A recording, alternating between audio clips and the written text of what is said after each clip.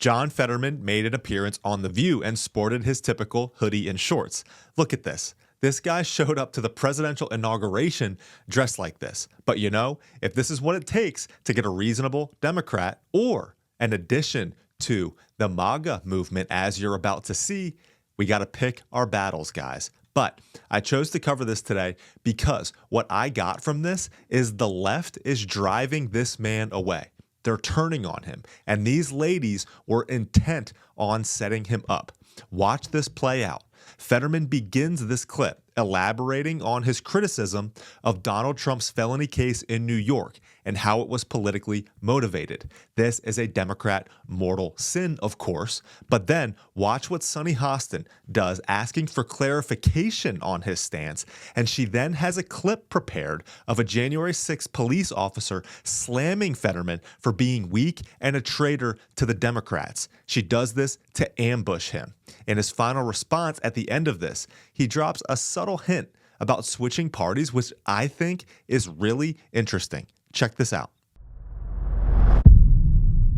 I'm on record criticizing going after Hunter Biden. And I also agreed that the trial in this city, in New York, was politically motivated, that wouldn't otherwise have been prosecuted if it was someone else. And I've been very front and center in pardons. You know, I chaired that process in Pennsylvania. You know, I was all about delivering second chances, and I was very proud of that. And I think that's really the cornerstone of criminal justice reform is if you are following the rules and you've paid your debt. I do believe you do. I do believe there needs to be a path for redemption. And this process, you know, whether Joe Biden or whether President Trump, you know, I don't agree with many of those pardons, especially on the J6 ones. And I've called that out. I've been on record saying that that's just not true. If you're going to abuse the process, you know, somebody that's been very committed as part of that, has made that part of my career. I think it's sad because it's been politicized. And I think, if anything, that might have set some things back because people assume now, you know, depending on what team's in office, you know, those are the people that get some redemption.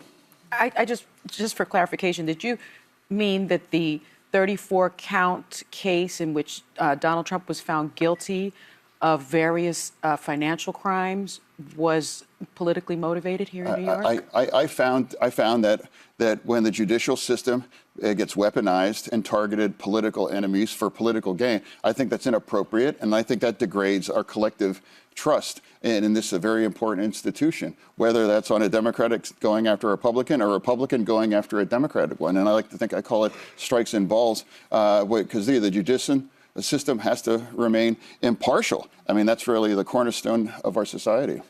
So former D.C. police officer Michael Fanone, who was nearly killed during the insurrection, has been speaking out publicly against the pardoning of his attackers. Officer Fanone publicly endorsed you in 2022, but this is what he said last week. We have a clip. It's not the fact that he's the president that pisses me off. It's the fact that all these people that said that they were, you know, going to stand behind us and that they were going to stand, you know, shoulder to shoulder with us, absolutely ran for the hills. Yeah. You know, there's a lot of John Fettermans out there in the world. Yeah. And unfortunately, you know, that's why we're in the predicament that we're in.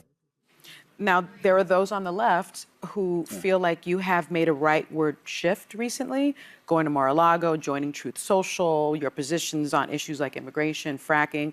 What do you say to those who are now, in a sense, questioning your commitment to the Democratic Party?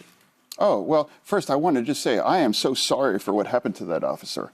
I mean, he's had a heart attack. His life, he almost died. I mean, I've had a stroke. Same thing. Absolute empathy and just appalled for what I witnessing what happened on January 6th. And I absolutely would reject pardoning people that were involved on that.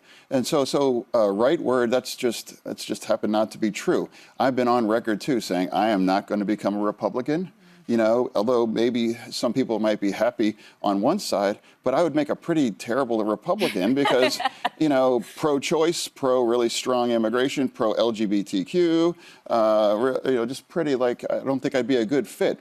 So I'm not going to change my party. And if I am going to I'm going to show up. I'll give you the exclusive. I can announce. So I can't keep chasing down every last thing that's online because they're just happen not to be true and just Look at my votes. If I do change my party, I'll show up. I'll give you the exclusive. He was invited to Mar-a-Lago and went to visit with President Trump. He's from a purple state that just went for Trump in the 2024 election in Pennsylvania. He knows, and he sees how effective Trump has already been in such a short period of time. Watch, as Trump continues to execute and collect more wins for the American people, I'm saying there's a good chance Fetterman switches over, especially given how the left is treating him like they did right here.